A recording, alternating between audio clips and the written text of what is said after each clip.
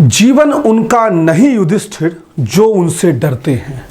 जीवन उनका नहीं युधिष्ठिर जो उनसे डरते हैं, यह उनका जो चरण रोप निर्भय होकर लड़ते हैं। नमस्कार, स्वागत है आप सभी क्रांतिकारियों का मालवीय एकेडमी में। आज है 20 फरवरी और 20 फरवरी के करंट अफेयर के साथ मैं आप लोगों के बीच उपस्थित हो चुका हूं। जैसा कि मैंने आपको पूर्व में ही ये सूचना दे दी थी कि आज की ये क्लास जो है वो रिकॉर्डेड माध्यम से आपको मिलेगी। तो 20 फरवरी के करंट अफेयर में जिन प्रमुख बिंदुओं की हम लोग चर्चा करने वाले हैं, उसमें सबसे पहले आपको लेके चलेंगे उत्तराखंड। उत्तराखंड विधानसभा ने राष्ट्रीय ई विधान एप्लीकेशन को अपनाया है। उत्तराखंड असेंबली एडॉप्ट्स नेशनल ई विधान एप्लीकेशन। फिर हम आपको लेके चलेंगे अफ्रीकी एशियाई ग्रामीण विकास संगठन की कार्यकारी की 77वीं बैठक का आयोजन किया गया। फिर हम आपको ले चलेंगे राष्ट्रीय पैरा एथलेटिक्स के तरफ जिसका आयोजन तमिलनाडु में किया जा रहा है। फिर हम आपको ले चलेंगे सरस आजीविका मेला जो कि नोएडा में आयोजित किया जा रहा है। और अंतिम पॉइंट होगा, आज है 20 फरवरी और आज ही मनाया जाता है विश्व सामाजिक न्याय दिवस, world day of social justice. तो इन बिंदुओं की चर्चा हम लोग जो आज के करंट अफेयर क्लास में करने वाले हैं। तो सबसे पहले हम आपको ले चलते हैं उत्तराखंड। यह है उत्तराखंड के मुख्यमंत्री पुष्कर सिंह धामी, जहां विधानसभा ने ई विधान एप्लीकेशन को अपना लिया है, यानी अब वो जो है वह डिजिटलाइज हो चुके हैं। उत्तराखंड की विधानसभा ने राष्ट्रीय ई विधान एप्लीकेशन सेवा को अपनाया है। इसके साथ अब यह डिजिटल सदन बन गया है। यद्यपि आपको ज्ञात हो कि नागालैंड राष्ट्रीय ई विधान एप्लीकेशन कार्यक्रम को लागू करने वाला भारत का पहला विधानमंडल जो वह बना था। हाल ही में उत्तराखंड ने यूसीसी यूनिफॉर्म सिविल कोड को भी लागू किया है। यूनिफॉर्म सिविल कोड को लागू करने वाला पहला राज्य उत्तराखंड है। यद्यपि गोवा में यूसीसी पहले से लागू था। उत्तराखंड की बात करें तो 9 नवंबर 2000 को उत्तर प्रदेश से अलग करके इस राज्य का निर्माण किया गया था। और 2007 में जिस समय अलग हुआ था नाम था उत्तरांचल। 2007 में इसका नाम बदलकर उत्तराखंड जो वह कर दिया गया। उत्तराखंड से जुड़े कुछ और प्रमुख बिंदुओं में राजधानी इसकी है देहरादून, मुख्यमंत्री हैं इसके चीफ मिनिस्टर हैं पुष्कर सिंह धामी, गवर्नर हैं गुरमीत सिंह। लोकसभा सीटों की संख्या है 5, राज्यसभा सीटों की संख्या है 3 और लेजिस्लेटिव असेंबली यानी विधानसभा राज्य की जो चुनाव होती है उसमें कुल विधायकों के लिए सीट है 70। इतनी बातें आप ध्यान रखिएगा। फिर उत्तराखंड से रिलेटेड कुछ प्रमुख वन्य जीव अभ्यारण्य की बात करें तो गोविंद वन्य जीव अभ्यारण्य और केदारनाथ वाइल्ड लाइफ सेंचुरीज, ये दोनों वाइल्ड लाइफ सेंचुरीज उत्तराखंड से रिलेटेड हैं। कुछ नेशनल पार्क्स में जो सबसे ज्यादा क्वेश्चन पूछा जाता है जिम कॉर्बेट नेशनल पार्क से।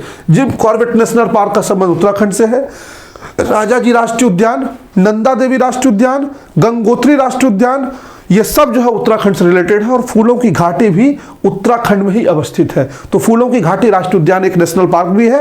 और सिंपली क्वेश्चन ये भी आता है फूलों की घाटी किस राज्य से संबंधित है, तो फूलों की घाटी जो है उत्तराखंड से ही संबंधित है। सिंपल सा प्रश्न है, हाल में किस राज्य की विधानसभा ने राष्ट्रीय ई विधान एप्लीकेशन को अपनाया है? Which states legislature has recently adopted the national e विधान एप्लीकेशन? तो ये अपनाया गया है उत्तराखंड की सरकार के द्वारा। किसके द्वारा अपनाया गया? Uttarakhand is the correct answer.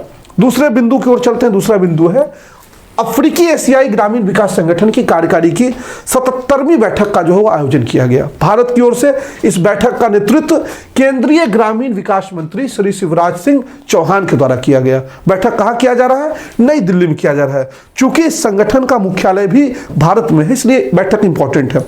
दूसरी, अंतर्राष्ट्रीय संगठनों में एक और संगठन है जिसका मुख्यालय गुरुग्राम में है और वो है आपका इंटरनेशनल सोलर अलायंस। बहुत कम ऐसे संगठन हैं अंतर्राष्ट्रीय स्तर पर जिनका जो है वो भारत में क्या कह सकते हैं मुख्यालय है। तो एक आपका आया अफ्रीकी एशियाई ग्रामीण विकास संगठन, इसका भी मुख्यालय नई दिल्ली में ही अवस्थित है। कार्यकारी समिति का यह 77वां सत्र था और भारत सरकार के सहयोग से इसका जो है आयोजन किया गया। 1962 में स्थापित एक स्वायत्त अंतर सरकारी संगठन है और इसमें 32 देश हैं। इसका मुख्यालय जो है नई दिल्ली भारत में अवस्थित है। सिंपल सा क्वेश्चन बनेगा, बहुत ज्यादा इसमें डेप्थ में जाने की नीड है नहीं। कि केंद्रीय ग्रामीण विकास मंत्री श्री शिवराज सिंह चौहान ने अफ्रीकी एशियाई ग्रामीण विकास संगठन की कार्यकारी के 77वीं सत्र का उद्घाटन कहाँ किया? तो इसका आयोजन किया जा रहा है नई दिल्ली में। बढ़ते हैं अगले बिंदु की ओर। अगला बिंदु हमारा है राष्ट्रीय पैरा एथलेटिक्स चैंपियनशिप से संबंधित। राष्ट्रीय पैरा एथलेटिक्स यानी फिजिकली जो हैंडीकैप्ड हैं उनके लिए जो है ये पैरा एथलेटिक्स का आयोजन किया जाता है। तो इसका आयोजन इस बार कहाँ किया जा रहा है? तमिलनाडु में किया जा रहा है। तमिलनाडु की राजधानी है, तमिलनाडु की राजधानी चेन्नई। क्वेश्चन सिंपल ये भी पूछ देगा कई बार, तो कमेंट बॉक्स में जरा बताना बेंगलोर जो कहाँ की राजधानी है। तमिलनाडु की राजधानी है चेन्नई, जहाँ 23वीं पैरा एथलेटिक्स चैंपियनशिप का आयोजन जो हुआ शुरू हुआ। यह आयोजन भारतीय पैरा ओलंपिक समिति और Tamil Nadu para Olympic sports association के संयुक्त प्रावधान में जो है वह चल रहा है। भारतीय पैरा ओलंपिक समिति की बात करें तो देश में पैरा खेलों को बढ़ावा देने के लिए और विकसित करने के लिए ये काम करती है। स्थापना हुई थी 1992 में। इसके पहले अध्यक्ष थे रतन सिंह और इस तरह के क्वेश्चंस पूछे जाते हैं। वर्तमान अध्यक्ष हैं देवेंद्र झझारिया, लेकिन जो इंपॉर्टेंट क्वेश्चन बन सकता है वो ये है कि देवेंद्र झझारिया पहले पैरा एथलेटिक्स खिलाड़ी हैं जिन्होंने जेवलिन में 2 स्वर्ण पदक जीता है। इसके साथ ही पद्म भूषण पाने वाले ये पहले खिलाड़ी हैं, पैरा ओलंपिक से जो है पहले पैरा ओलंपिक खिलाड़ी हैं जिनको कि पद्म भूषण पुरस्कार से भी सम्मानित किया जा चुका है। और ऐसे क्वेश्चंस पिछले एग्जाम्स में देखने को मिले हैं। खैर क्वेश्चन नंबर 3 की ओर चलते हैं। ये अनएक्सपेक्टेड ही होगा, अगर होगा भी तो संयोग से आप बना लें, क्योंकि इतने क्वेश्चंस, इस तरह के क्वेश्चंस को बनाना तो एग्जाम में मुझे नहीं लगता पॉसिबल हो सकता है। 23वीं राष्ट्रीय पैरा एथलेटिक्स चैंपियनशिप का आयोजन जो वह कहाँ किया जा रहा है? तो यह किया जा रहा है तमिलनाडु की राजधानी चेन्नई में। यही है ना। बढ़ते अगले प्रश्न की ओर। क्वेश्चन नंबर 4 हमारा पॉइंट नंबर है जो संबंधित है सरस आजीविका मेला से। सरस आजीविका मेला का आयोजन किया जा रहा है नोएडा में। नोएडा यानी कि एनसीआर क्षेत्र में। पीएम मोदी के vocal for local, Noida Uttar Pradesh का, ऐसा ध्यान रखिएगा। पीएम मोदी के लोकल फॉर वोकल को बढ़ावा देने के उद्देश्य से सरस आजीविका मेला 2025 का आयोजन जो है नोएडा में 10 मार्च तक जो है किया जा रहा है। इस मेले का मुख्य थीम लखपति दीदी की निर्यात क्षमताओं का विकास रखा गया है। Theme is development of the export potential of लखपति दीदी। हम लोग भी चाहते हैं भाई दीदी लखपति हो, कुछ पैसा कौन इधर भी ट्रांसफर करे, लेकिन क्या ही बताया जाए। खैर आप लोगों को लखपति दीदी मिले और खूब पैसा आप लोगों को जो है वो एकदम दोनों हाथ से, लक्ष्मी दीदी होती ही हैं तो दोनों हाथ से आपको जो है वो लक्ष्मी प्रोवाइड करे, मेरी ऐसी कामना है। कई बार लखपति दीदी होती भी हैं तो भी नहीं देती हैं, ये भी समस्या है। तो देखिएगा इस समस्या कोई भविष्य में सॉल्यूशन है आपके पास। पुष्कर मेला राजस्थान में, भारत में आयोजित होने वाले प्रमुख मेलों की बात करें तो पुष्कर मेला का आयोजन राजस्थान में होता है। क्वेश्चन पूछा गया पिछली बार यहाँ से। सूरज कुंड मेला जो है वह हरियाणा में आयोजित होता है, हाल ही में भी चर्चा कर रहे थे। सोनपुर पशु मेला यह बिहार का और पूरे भारत का सबसे बड़ा पशु मेला है। हरेला मेला जो है यह उत्तराखंड से संबंधित है। इसके बाद अम्बुबासी मेला जो है यह असम से रिलेटेड है। और महाकुंभ मेला प्रयागराज उत्तर प्रदेश में अभी आयोजित हो रहा है। कुंभ का आयोजन अलग अलग जगहों पर होता है, महाकुंभ केवल प्रयाग में होता है। सरस आजीविका 2025 का आयोजन जो वह कहाँ किया जाएगा, मतलब चल रहा है, तो ये नोएडा में आयोजित किया जा रहा है। ठीक है। इसके बाद अंतिम हमारा आज का है विश्व सामाजिक न्याय दिवस, जो 20 फरवरी को सेलिब्रेट किया जाता है दुनिया भर में। विश्व सामाजिक न्याय दिवस हर साल 20 फरवरी को मनाया जाता है। इसका उद्देश्य समाज में व्याप्त सामाजिक अन्याय, असमानता, गरीबी, बेरोजगारी, जाति और लैंगिक भेदभाव, इन सबको समाप्त करना है। पर्पस क्या है? To promote equality and justice and by eliminating the social injustice, inequality, poverty, unemployment, caste and gender discrimination. विश्व सामाजिक न्याय दिवस 2025 का थीम है एक अस्थायी भविष्य के लिए एक न्याय संगत परिवर्तन को मजबूत करना। थीम क्या है? Strengthening a just transition for a sustainable future. Bharat फरवरी माह में मनाए जाने वाले कुछ प्रमुख दिवस की चर्चा करें। दिवस आपके एग्जाम के पॉइंट ऑफ व्यू से वैसे बहुत इंपॉर्टेंट है। तो अगर हम दिवसों की चर्चा करें तो 1 फरवरी को मनाया जाता है भारतीय तटरक्षा दिवस, इंडियन कोस्ट गार्ड डे। 2 फरवरी को मनाया जाता है वर्ल्ड वेटलैंड्स डे, विश्व आर्द्र भूमि दिवस। 4 फरवरी को मनाया जाता है वर्ल्ड कैंसर डे, विश्व कैंसर दिवस। 13 फरवरी को सरोजनी नायडूज बर्थ एनिवर्सरी, सरोजनी नायडू की जयंती। 14 फरवरी को वैलेंटाइन डे, कैसे छोड़ दें भाई। 19 फरवरी को छत्रपति शिवाजी की जयंती, जिसके बारे में हम लोग कल ही चर्चा कर रहे थे। 20 फरवरी को सामाजिक न्याय का विश्व दिवस, जो आज सेलिब्रेट किया जा रहा है, world day of social justice. 21 फरवरी को अंतर्राष्ट्रीय मातृभाषा दिवस, इंटरनेशनल मदर लैंग्वेज डे। और फिर जो है 22 फरवरी को विश्व स्कॉट दिवस, वर्ल्ड डे फॉर स्कॉट्स या वर्ल्ड स्कॉट डे। और 28 फरवरी को राष्ट्रीय विज्ञान दिवस, नेशनल साइंस डे जो है वह सेलिब्रेट किया जाता है। तो ये था आपका आज का करंट अफेयर्स क्वेश्चन है।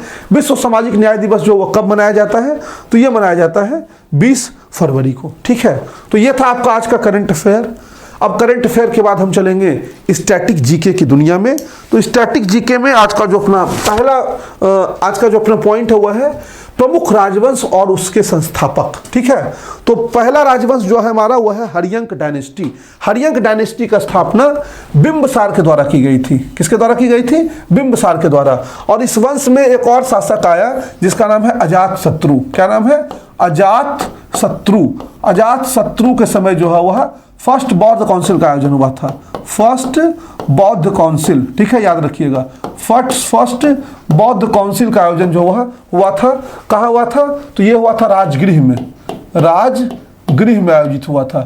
इसके अलावा एक और शासक हर्यंक वंश से रिलेटेड आप याद रखिएगा, यह है आपका उदयन। उदयन ने जो है वह पाटलिपुत्र की स्थापना की थी। कई बार क्वेश्चन पूछा गया है। उदयन पाटलिपुत्र के संस्थापक के तौर पर जाने जाते हैं। इसके बाद दूसरा राजवंश हमारा है मौर्य राजवंश।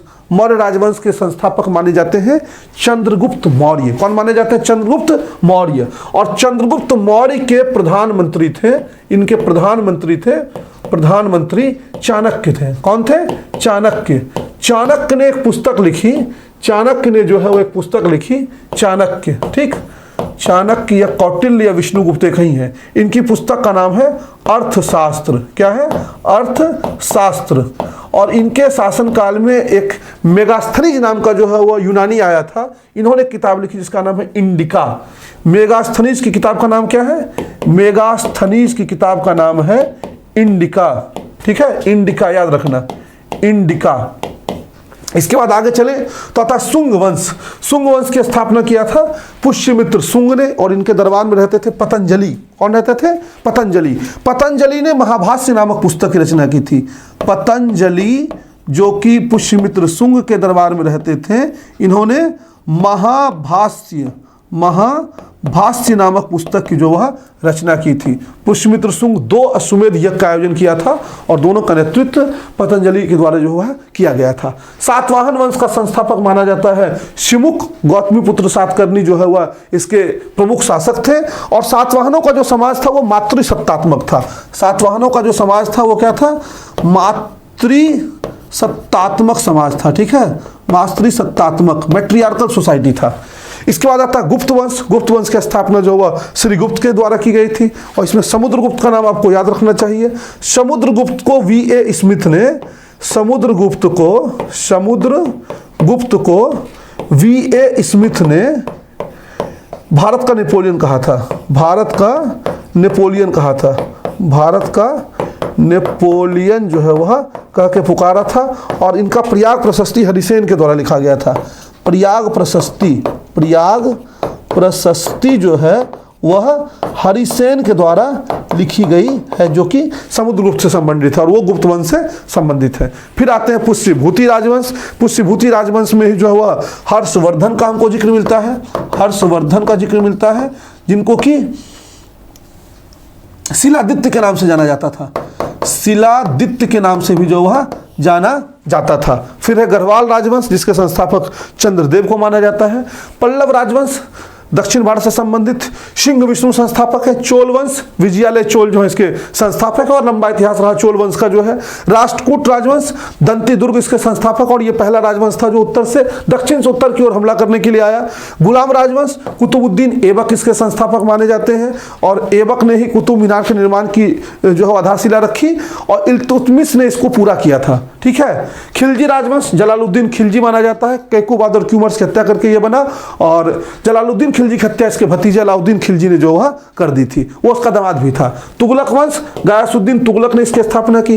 गयासुद्दीन तुगलक का सूफी संत निजामुद्दीन औलिया से झगड़ा चलता था, और हुनूस दिल्ली दूरस्थ का नारा जो वह निजामुद्दीन औलिया का था। एक षड्यंत्र में इसकी मौत होती है, इसके बेटे के ऊपर भी जो है वो षड्यंत्र का आरोप है। इसके बाद अलाउद्दीन खिलजी जो वह शासक बनता है, और गयासुद्दीन तुगलक बाद गयासुद्दीन तुगलक के बाद मोहम्मद बिन तुगलक जो है, मोहम्मद बिन तुगलक जो है वह शासक बनता है। और फिर आता है लोदी राजवंश, जिसकी स्थापना बहलोल लोदी ने की, और इसका अंतिम शासक आपका था इब्राहिम लोदी।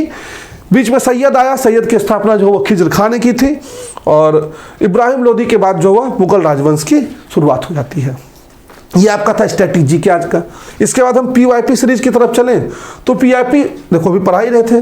प्रयाग प्रशस्ति किसने रची है? तो प्रयाग प्रशस्ति की रचना की गई किसके द्वारा? हरिसेन के द्वारा। किसके द्वारा की गई है? हरिसेन के द्वारा, जो समुद्रगुप्त से संबंधित है। किससे संबंधित है? समुद्रगुप्त से संबंधित है। ये जो है वो संस्कृत में लिखा गया है। किस में लिखा गया है? संस्कृत में। इसकी शैली जो है वह है चंपू शैली। शैली क्या है इसकी? शैली है चंपू शैली, ठीक ना। बस बाण भट्ट की रचना जो है वह है हर्षचरितम, याद रखिएगा हर्षचरितम। हर्षचरितम जो है वह बाण भट्ट की रचना है, और बाण भट्ट जो है वह दरबारी कवि था हर्ष का। कालिदास की रचना जो है वह दे देते हैं, कई है कालिदास की रचना। एक कौन सा इसमें दे दें? मेघदूतम ले लो, ऋतु संहारम ले लो, तो मेघदूतम ले लो। मेघदूतम जो है वह कालिदास की रचना है। ऋतु संहारम भी लिख लीजिए, ऋतु संहारम जो है वह कालिदास की रचना है। फिर पतंजलि की बात करें तो महाभाष्य जो है वो पतंजलि की रचना है, और ये जो महाभाष्य है एक टीका बुक है, कमेंट्री बुक है। पाणिनि के द्वारा लिखा गया था अष्टाध्यायी। किसके द्वारा लिखा गया था? पाणिनि के द्वारा लिखा गया था अष्टाध्यायी, ठीक है, अष्टाध्यायी। इस अष्टाध्यायी के ऊपर जो वह आधारित है, ठीक ना, ध्यायी। इसके बाद नेक्स्ट आता है हमारा सवाल। प्रयाग प्रशस्ति को संस्कृत कवि और मंत्री हरिसेन ने लिखा था। यह 4वीं शताब्दी रचित एक स्तंभ लेख है। इलाहाबाद का अशोक स्तंभ पर लिखा गया है। इलाहाबाद स्तंभ अभिलेख कहा जाता है इसको, और हरिसेन गुप्त साम्राज्य समुद्रगुप्त का दरबारी कवि था। फिर आता भारत का पहला परमाणु रिएक्टर कौन सा है? What is first nuclear reactor of India?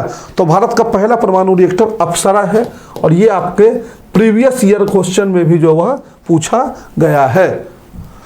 Bharat का पहला परमाणु रिएक्टर अप्सरा था। यह एशिया का पहला अनुसंधान रिएक्टर है। इसकी स्थापना भाभा परमाणु अनुसंधान केंद्र में जो हुआ BARC ट्रॉम्बे परिसर में हुई थी। इसका उद्घाटन 20 जनवरी 1957 को प्रधानमंत्री जवाहरलाल नेहरू ने किया था, और यूनाइटेड किंगडम की मदद से इसको जो हुआ स्थापित किया गया था। क्वेश्चन नंबर 3 है, भारतीय संविधान में धर्मनिरपेक्ष शब्द कब जोड़ा गया? 42वां संविधान संशोधन। 42वां संविधान संशोधन 1976, जिसकी चर्चा मैंने कई बार की है। आपातकाल के दौरान इसको मिनी कॉन्स्टिट्यूशन के नाम से या इंदिरा के कॉन्स्टिट्यूशन के नाम से भी जाना जाता है। मिनी कॉन्स्टिट्यूशन के नाम से भी इसको जो हुआ जाना जाता है। तो ये 1976 में 1976 जो हुआ सही जवाब है। 44वां 1978 में जो हुआ था। भारतीय संविधान की प्रस्तावना पंडित जवाहरलाल नेहरू द्वारा बनाया और पेश किया गया था। संविधान सभा द्वारा अपनाया गया। उद्देश्य प्रस्ताव पर आधारित है। 42वें संविधान संशोधन अधिनियम 1976 के द्वारा प्रस्तावना में समाजवादी, धर्मनिरपेक्ष और अखंडता, 3 शब्द को जो हुआ secular, integrity and socialist, in 3 word को जो हुआ जोड़ दिया गया था। क्वेश्चन नंबर 4 है, भारत के पहले लोकसभा स्पीकर जो है वो कौन है? भारत के पहले लोकसभा स्पीकर है श्री गणेश वासुदेव मावलांकर, ठीक है, श्री गणेश वासुदेव मावलांकर। मीरा कुमार संभवतः पहली महिला स्पीकर है। ओम बिरला जो है वह वर्तमान में है, और फखरुद्दीन अली अहमद राष्ट्रपति रहे हैं। जिस समय जो है आपातकाल लगा तो उस समय यही राष्ट्रपति थे, ठीक ना। गणेश वासुदेव मावलंकर भारत के पहले लोकसभा अध्यक्ष थे। 15 मई 1952 से 1956 तक इस पद पर रहे। प्रधानमंत्री जवाहरलाल नेहरू ने लोकसभा का जनक कहा था। लोकसभा की पहली महिला स्पीकर मीरा कुमार है। लोकसभा के वर्तमान जो है वह ओम बिरला है, जो कोटा से सांसद हैं। और आज का अंतिम सवाल है, उत्तर प्रदेश को पूर्व में किस नाम से जाना जाता था? यानी उत्तर प्रदेश का पुराना नाम क्या था? इसका नाम है यूनाइटेड प्रोविंस, या कई बार हिंदी में इसी को संयुक्त प्रांत के नाम से जो वह जाना जाता है। उत्तर ए है सही। उत्तर प्रदेश को पहले यूनाइटेड प्रोविंस के नाम से जो वह जाना जाता था। अंग्रेजों ने आगरा और अवध को मिलाकर एक प्रांत बनाया। 24 जनवरी 1950 को भारत के गवर्नर जनरल की यूनाइटेड प्रोविंस का नाम बदलकर उत्तर प्रदेश कर दिया गया। यानी जब देश आज़ाद हो गया और हम लोग अपना गणतंत्र लागू करने वाले थे, 2 दिन पूर्व इसका नाम किया गया उत्तर प्रदेश। राजधानी है लखनऊ। लखनऊ की अगर चर्चा करें तो यह गोमती नदी के किनारे अवस्थित है। कहाँ है? यह गोमती रिवर के किनारे जो अवस्थित है। मुख्यमंत्री हैं योगी आदित्यनाथ और गवर्नर है वर्तमान समय में आनंदीबेन पटेल। आनंदीबेन पटेल जो यहाँ की गवर्नर है, जो पूर्व में गुजरात की मुख्यमंत्री भी रह चुकी हैं। तो ये था आपका आज का करंट अफेयर, स्टैटिक जीके और पीवाईपी बेस्ड क्वेश्चंस। अब हम आपको लिए चलते हैं आज के होमवर्क की तरफ। तो होमवर्क का पहला सवाल है, हाल में भारत का मुख्य चुनाव आयुक्त जो है वह किसे बनाया गया है? Who has recently been appointed as the chief election commission of India. दूसरा है, बहुपक्षीय नौसेना अभ्यास कोमोडो का आगाज किस देश में किया गया? Which country initiated the multilateral naval exercise Komodo.